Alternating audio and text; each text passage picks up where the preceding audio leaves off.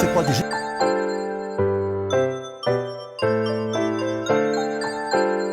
Chegou a hora de adorar ao Senhor. Chegou a hora de ouvir do seu amor. Lindas histórias que vêm ensinar a sempre em Deus confiar. Chegou a hora de adorar ao Senhor. Chegou a hora de ouvir do seu amor. Vem, amiguinho, comigo sentar e vamos quietinhos ficar, prestando atenção em adoração.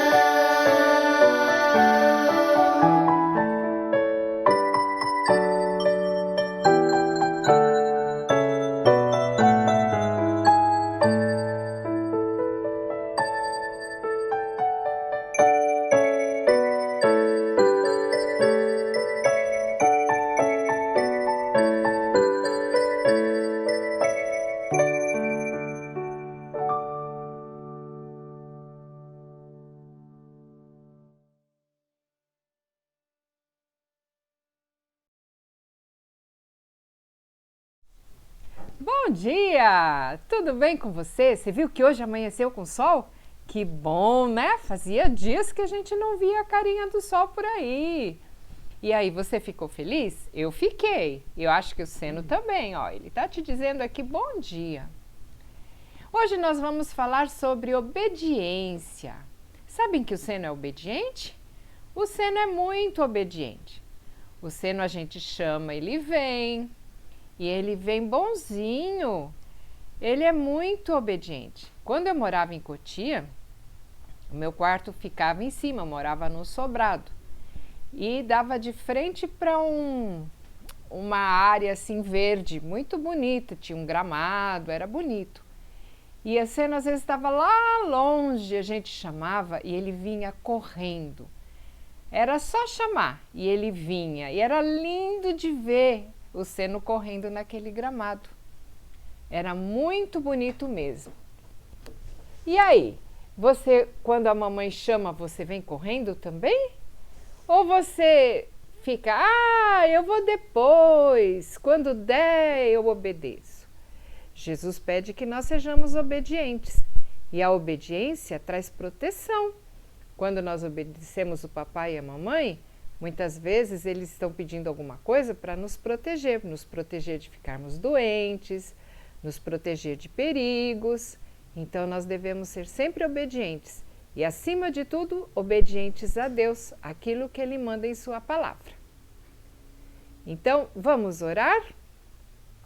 Querido Jesus, muito obrigada pela Tua lei, porque ela nos protege. Queremos pedir que o Senhor nos ajude a obedecê-lo, para que nós possamos te agradar e para que possamos ter uma vida mais feliz.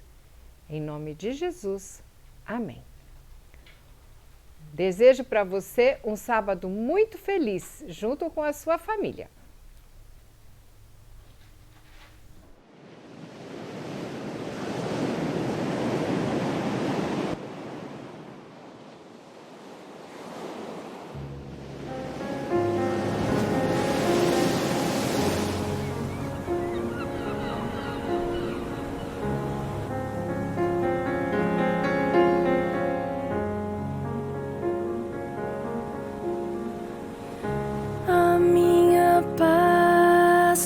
Basta, a minha paz te abraça, não estarás sozinho, eu estarei contigo, a minha voz te orienta. A minha mão te abençoa, por onde fores eu irei contigo, eu estarei contigo.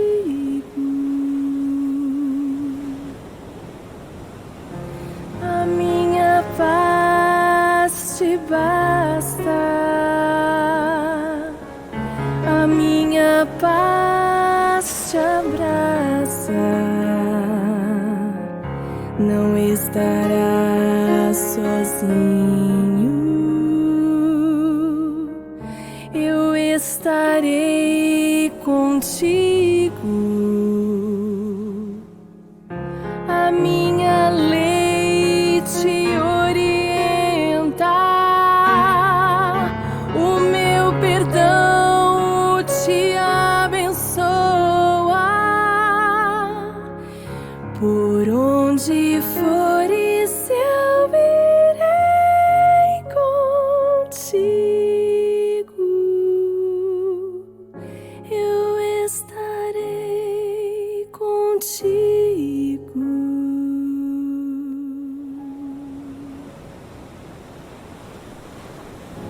Eu estarei contigo.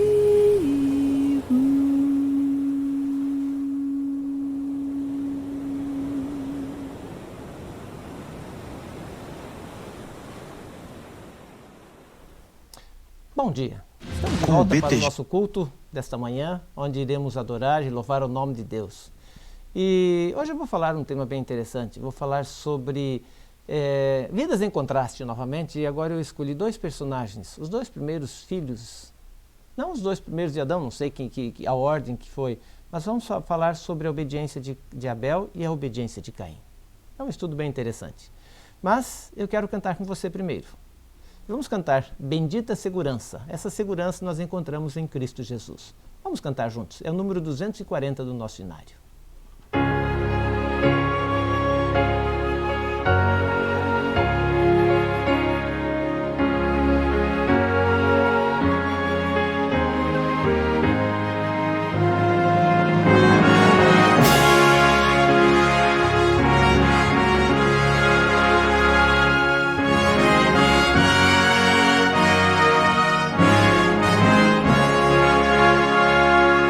Que segurança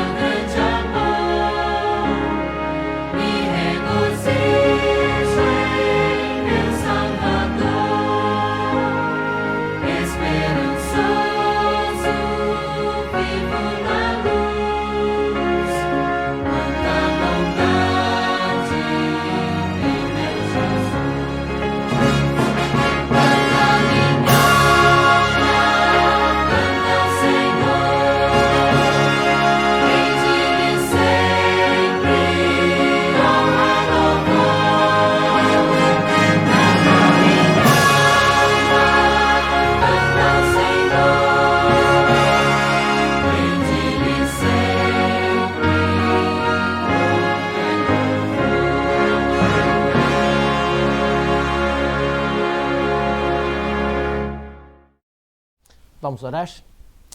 Pai querido, diante da tua face, do teu altar, estamos agora para aprender um pouco mais a respeito da tua graça, do teu amor. Queremos entregar em tuas mãos o nosso culto de hoje, que nos ensines a sermos pessoas mais úteis, mais fiéis a ti e a fazermos a tua vontade. Que tu nos conduzas e nos guardes. Que o Deus Espírito Santo nos instrua e nos guarde agora. E que através dos nossos lábios Ele possa falar a cada pessoa que está assistindo essa programação. Usa-nos e esteja também com cada pessoa que está assistindo para que o Deus Espírito Santo os influencie a fazer o seu melhor. Te peço o teu cuidado, a tua companhia, a tua direção e bênção, e eu faço em nome de Jesus. Amém. Muito bem, abra sua Bíblia no livro de Gênesis, no capítulo 4. Versos de 1 a 8, eu quero ler a história de Caim e Abel. Como eu disse, nesse tema que a gente vai falar hoje sobre vidas em contraste, de vez em quando eu tenho feito alguns sermões nesse sentido, comparando vidas de um com outros para tirarmos lições e aprendermos o que fazer e o que não fazer. E hoje nós vamos abordar a vida desses dois irmãos. Os dois primeiros personagens pós-pecado que a Bíblia nos traz a história. Não sabemos exatamente se os dois são os primeiros filhos de Adão, eu não creio, não sei, não há um relato que nos diza isso, mas sabemos que são os filhos de Adão, a quem é importante saber que são filhos de Adão e são os importantes para ver, fazem parte importante na história da humanidade. Ok? Você encontrou? Capítulo 4, versos 1 em diante, diz o seguinte: Coabitou o homem com Eva, sua mulher, e esta concebeu e deu luz a Caim. Então disse: adquiri um varão com o auxílio do Senhor. Depois deu à luz a Abel, seu irmão. Abel foi pastor de ovelhas, e Caim, lavrador. Aconteceu que ao fim de uns tempos, Caim trouxe do fruto da terra uma oferta ao Senhor. Abel, por sua vez, trouxe das primícias do seu rebanho e da gordura destes. Agradou-se o Senhor de Abel e de sua oferta, ao passo que de Caim e sua oferta não se agradou. Irou-se, pois, sobremaneira Caim e descaiu-lhe o semblante. Então lhe disse o Senhor: por que andas irado? Por que descaiu o teu semblante? Se procederes bem, não é certo que serás aceito? Se todavia procedes mal, eis que o pecado jaz à porta, e o teu desejo será contra ti, mas a ti cumpre dominá-lo. Aqui nós percebemos dois irmãos, filhos perfeitos, podemos dizer assim, de pais perfeitos. Foram criados, pais que foram criados à imagem e semelhança de Deus. E os filhos agora, à imagem deles. Os dois filhos criados com esmero, com carinho e com cuidado. Provavelmente tiveram a orientação divina, muitas vezes, para que pudessem aprender a ser pais, bons pais, para ensiná-los no caminho do Senhor. Esses dois jovens cresceram e um tornou-se hábil como agricultor. O outro, hábil como pastor de ovelhas.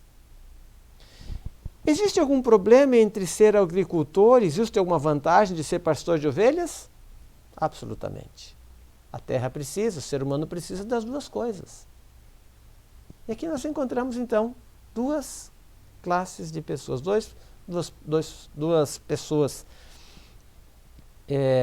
em atividades.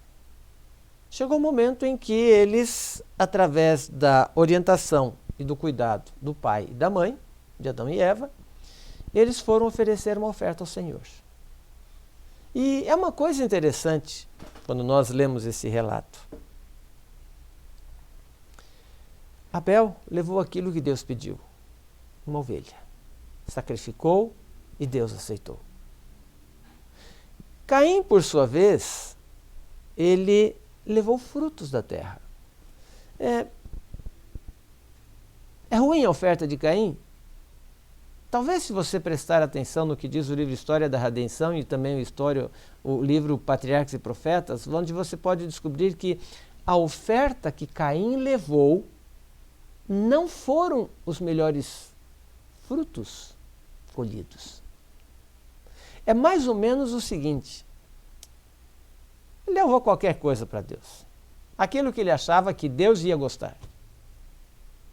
E aqui entra uma coisa interessante. Abel levou o que Deus pediu, foi humilde e atendeu ao chamado de Deus. Caim levou aquilo que ele achava que deveria levar. Você percebe a diferença entre os dois?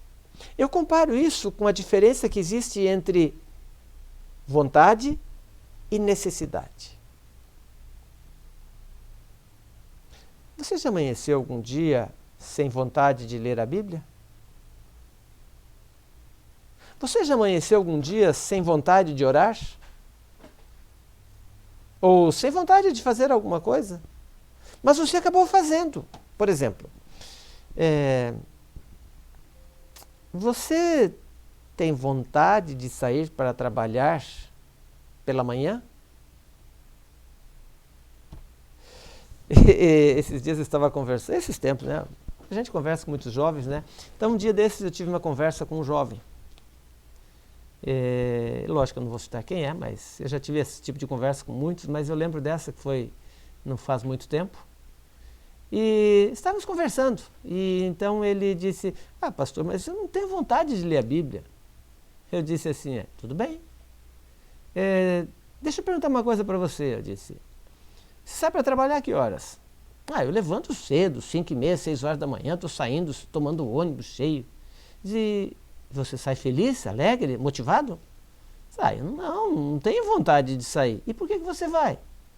Pastor, eu preciso pagar aluguel, eu preciso pagar minhas contas. Então você sai porque você... Ele estava reclamando que, não sinto vontade de ler a Bíblia, não sinto vontade de orar. Ele estava comentando isso. Pastor, eu não sei o que fazer, eu não sinto vontade disso. Aí eu usei esse exemplo. Ele disse, mas você vai para o seu trabalho porque você precisa. Então, essa é uma diferença entre necessidade e vontade. Há uma coisa importante que nós muitas vezes temos que aprender. Nem sempre aquilo que a gente tem vontade de fazer é o melhor. Mas você já percebeu que nós fazemos mais facilmente aquilo que a gente tem vontade do que aquilo que a gente precisa, muitas vezes? Mas já percebeu que a gente, mesmo sem fazer, mesmo sem ter vontade, nós fazemos coisas porque temos necessidade. E devido à necessidade de fazermos, isso se torna mais importante. No livro Patriarcas e Profetas diz o seguinte sobre Caim e Abel. Ambos representam duas classes de pessoas que existirão no mundo até o tempo do fim. Uma dessas classes prevalece o sacrifício indicado para o pecado, ou seja, faz aquilo que Deus pede. E outra classe confia em seus próprios méritos, ou seja, faz aquilo que ele acha que deve fazer. É um sacrifício destituído da virtude e da mediação divina.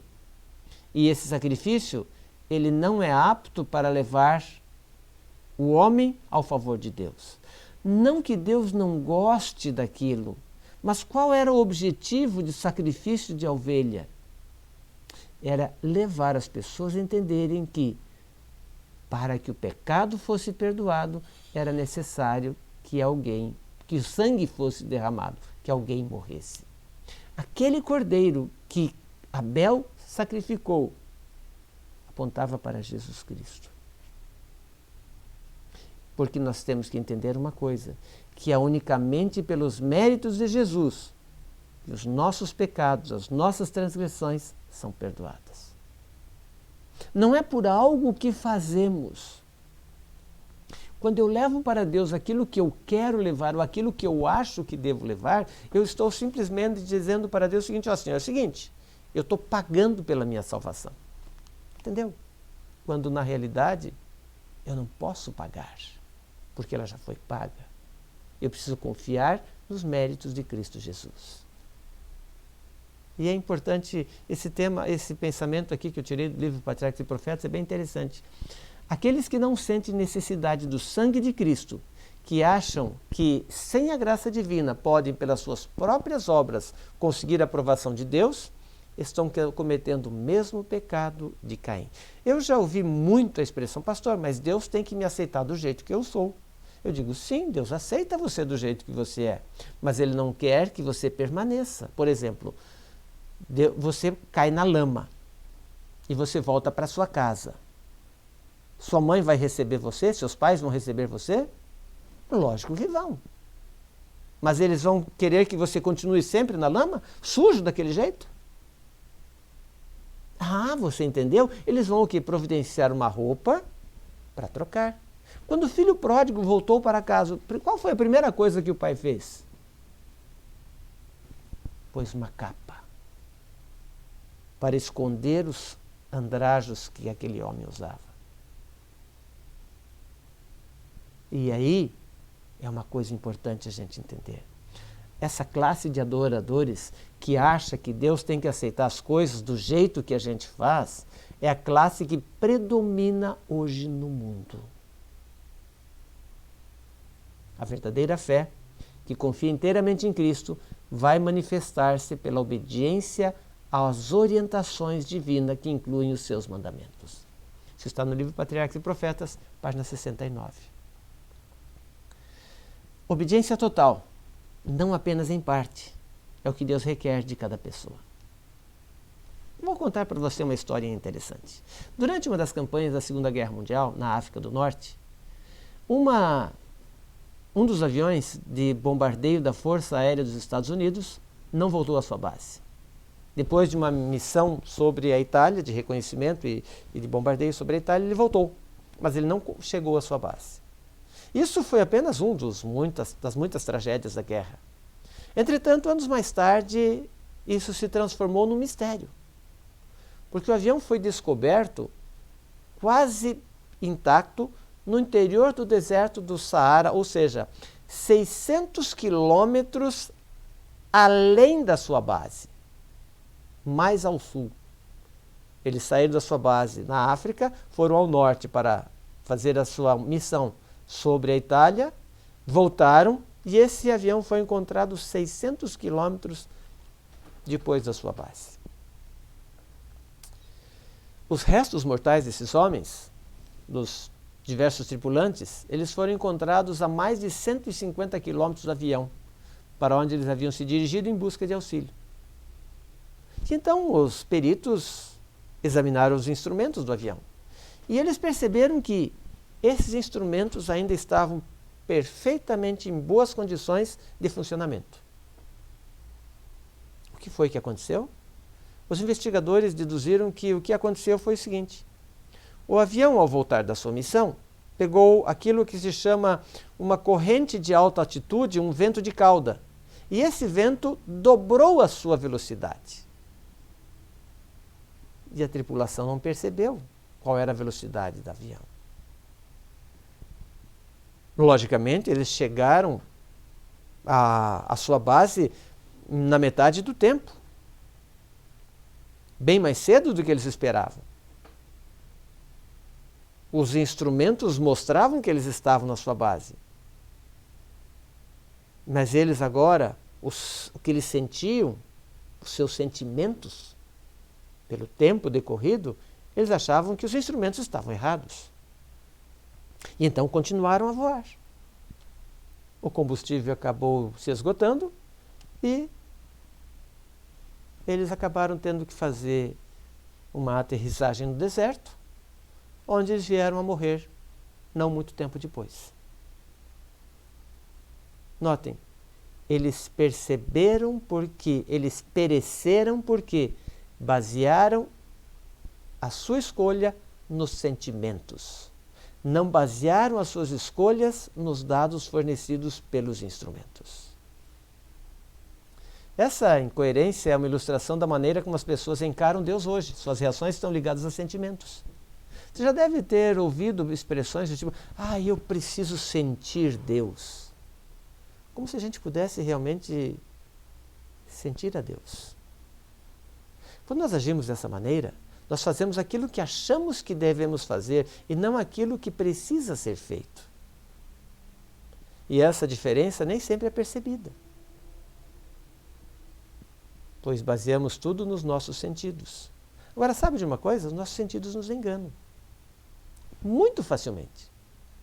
Você já viu, às vezes na internet a gente encontra, tem muito disso, objetos que mostram imagens que são conhecidas como ilusões de óptica? Já viu?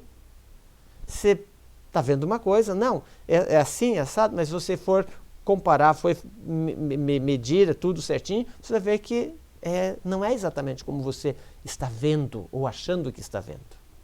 Então a gente chega a conclusões erradas. Você já aconteceu de alguém me chamou, você olha por aí, procura, ou você escuta um barulho, aí você pergunta, você ouviu o barulho? Não, ninguém ouviu.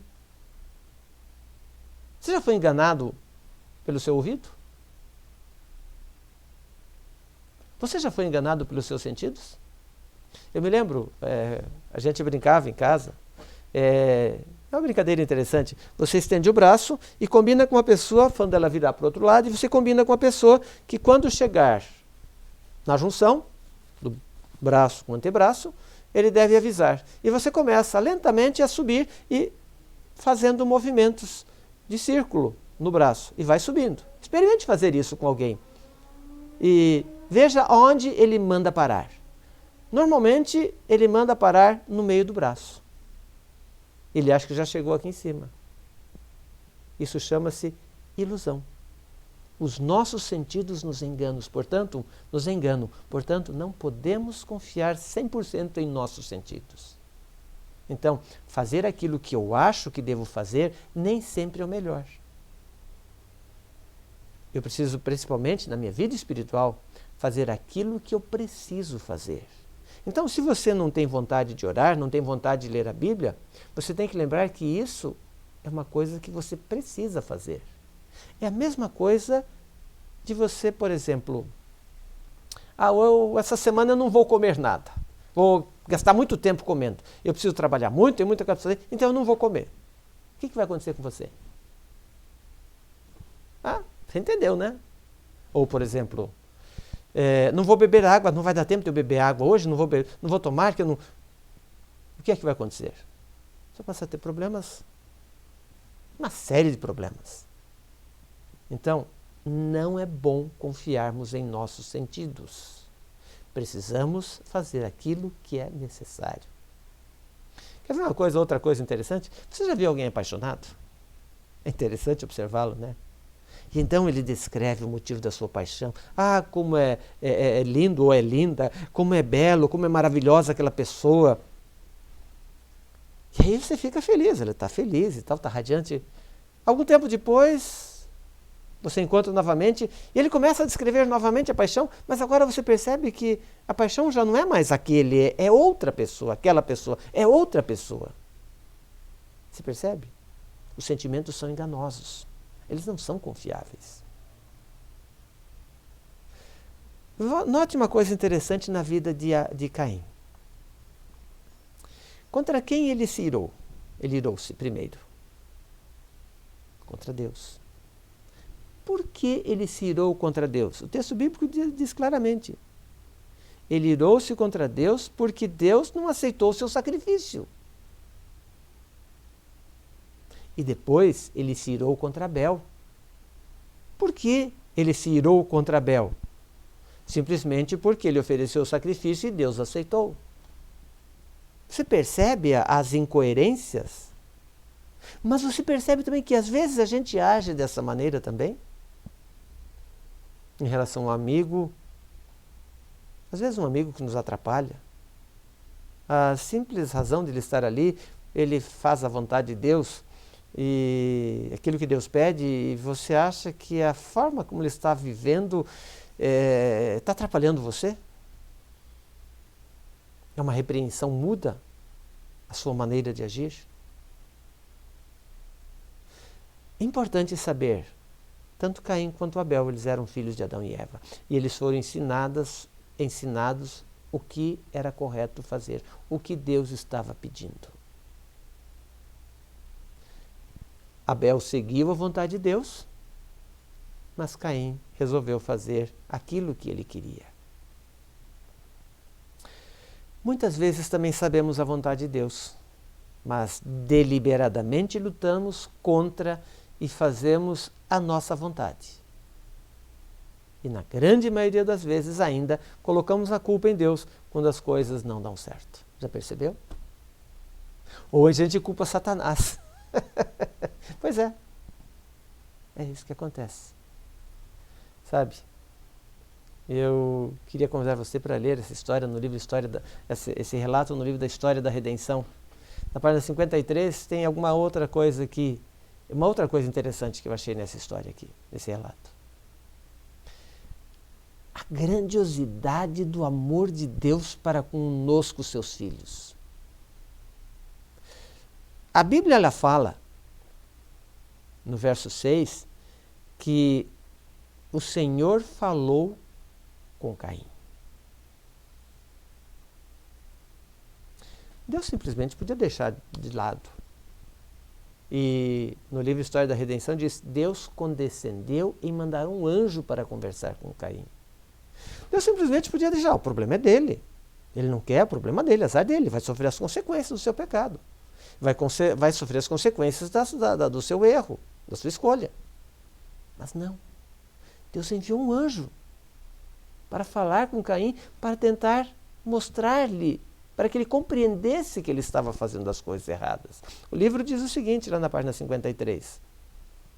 O anjo inquiriu a Caim a razão da sua ira, e então informou-o de que se ele fizesse aquilo que Deus havia pedido, se ele seguisse as orientações divinas que ele havia dado, Deus aceitaria o sacrifício assim como aceitou de Abel. Ele aceitaria a sua oferta. Mas se não, ele seria submetido à humildade, se não se submetesse aos planos de Deus, obedecendo e crendo, Deus não iria aceitar a oferta dele. E ele sofreria as consequências da sua escolha. Mesmo assim, depois de ser advertido amoravelmente, graciosamente, fielmente pelo anjo, Caim não se arrependeu e não mudou. Nós condenamos Caim por essa atitude, não é mesmo? Pecando e permanecendo em pecado. Mas quantas vezes nós não fazemos a mesma coisa? Condenamos Caim pela atitude deliberada em permanecer em pecado, mas quantas vezes nós também não permanecemos em pecado? Alguém nos mostra um erro e a gente briga com essa pessoa, nos defendemos, arranjamos uma desculpa, simplesmente não aceitamos e continuamos no mesmo erro. E ainda acusamos essa pessoa que está tentando nos ajudar, achando que ele é injusto e que os atos deles, ele está nos acusando. Não achamos que ele esteja querendo nos ajudar. Achamos que ele está querendo nos crucificar. Muitas vezes agimos também em contrário às admoestações de Deus, às admoestações de um amigo. Quer ver uma coisa? Quantas vezes você já agiu como Caim? Quantas vezes você já fugiu de Deus? As consequências vêm, assim como vieram nessa história. Caim, por alimentar o ódio contra Deus e contra seu irmão, o que é que fez? Verso 8 diz o seguinte: Caim a Abel, seu irmão, disse Caim a Abel, seu irmão, vamos ao campo? Estando eles no campo, eis que se levantou Caim contra Abel, seu irmão, e o matou.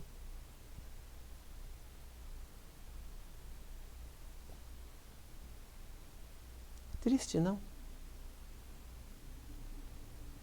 Agora, veja bem, mesmo depois desse primeiro homicídio na terra, mesmo depois disso, Deus ainda deu a Caim uma outra oportunidade para se arrepender.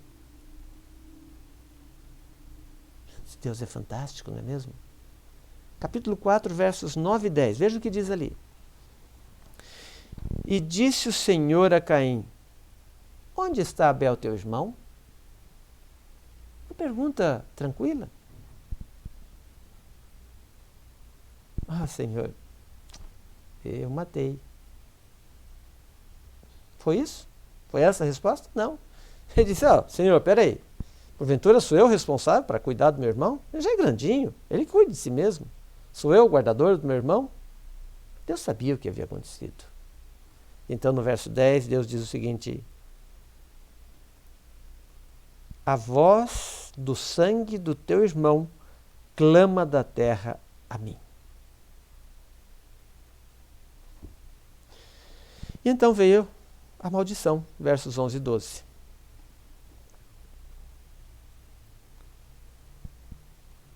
És agora, pois, maldito por sobre a terra, cuja boca se abriu para receber das tuas mãos o sangue do teu irmão.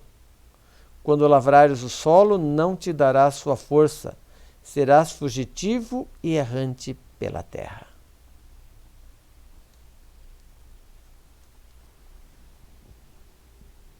Ponto. Amaldiçoado.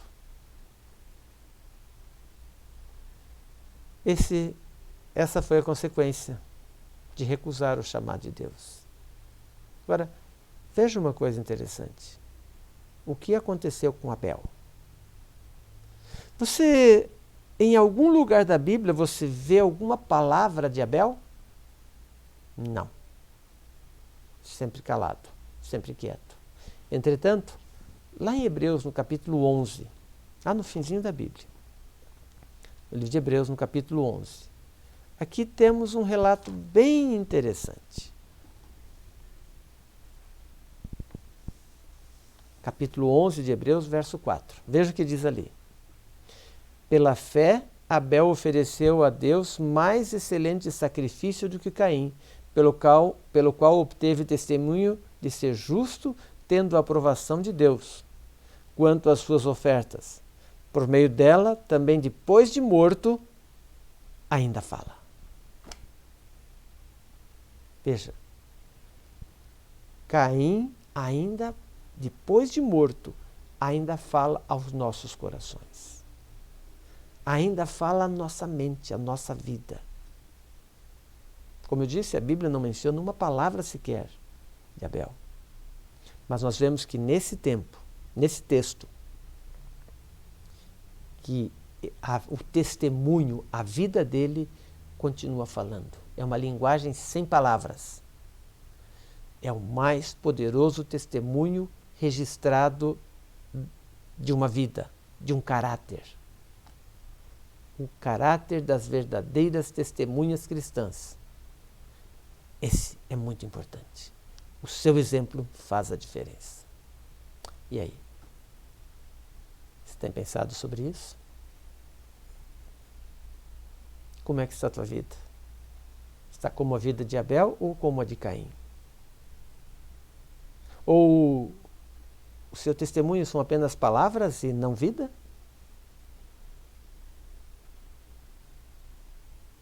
Caim foi um rebelde, foi orgulhoso. Abel, por outro lado, foi um exemplo de humildade, de abnegação, de fé e confiança em Deus. E a minha vida, como é que está? A sua vida, como é que está? Será que eu tenho pensado em relação a esse tema?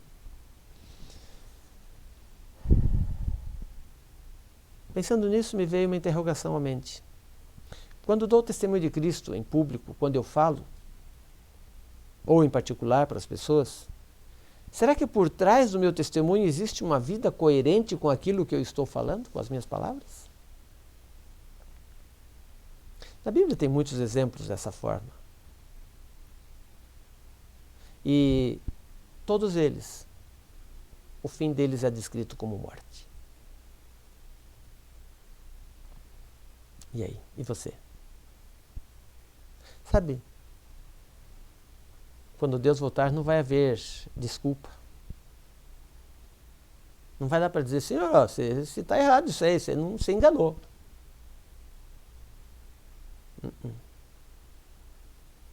Quando Jesus voltar, está lá registrado. E aí? Qual vai ser a sua sentença? Ou qual vai ser a sua recompensa?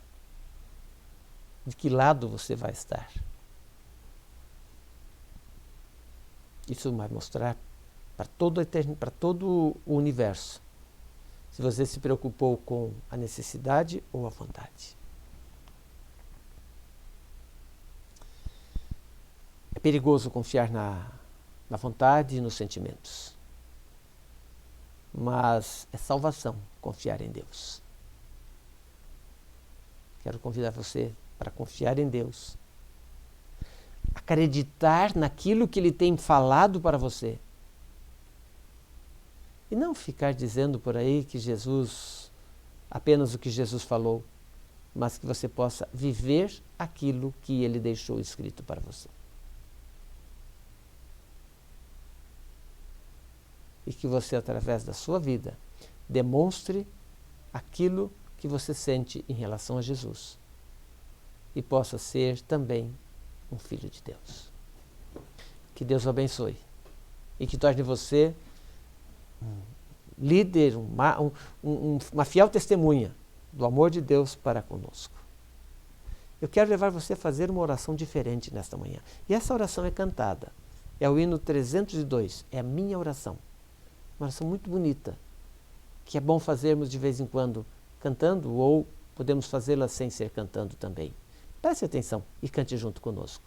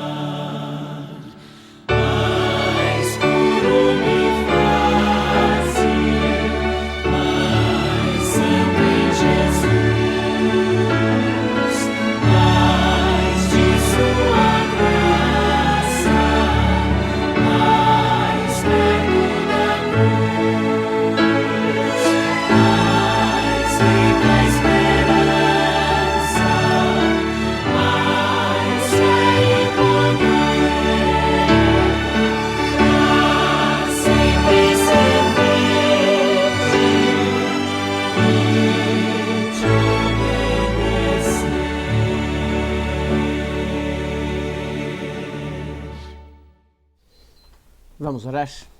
Pai querido, agradecemos a oportunidade de termos trazido esta mensagem. Que o teu amor, a tua graça possa ser manifestado na vida de cada pessoa que está participando conosco deste culto e que assim possam sentir a tua presença, transformando as suas vidas e moldando-os à tua imagem e semelhança. Cuida e abençoa cada um, e que possam entender a grande necessidade de fazermos a Tua vontade e não a nossa. Que percebamos que a obediência aos Teus ensinamentos é crucial para termos a vida plena aqui na terra, sermos uma testemunha fiel de Cristo Jesus e assim, através dos méritos de Jesus, recebermos a salvação. Concede-nos um sábado agradável em Tua presença, com a Tua companhia, Teu cuidado e bênção, é o que pedimos em nome de Jesus. Amém. Sou grato a você que participou conosco desse culto. Que Deus possa guiá-lo. Se você gostou da mensagem, compartilhe pelo Face ou pelo YouTube. E no YouTube, se você não é inscrito em nosso canal, inscreva-se para que mais pessoas possam também conhecê-lo, divulgue, mande para seus amigos e assim muitos vão ficar sabendo dessas mensagens maravilhosas de Cristo Jesus. Que Deus abençoe e que você tenha um sábado abençoado na presença de Cristo Jesus. Um bom dia.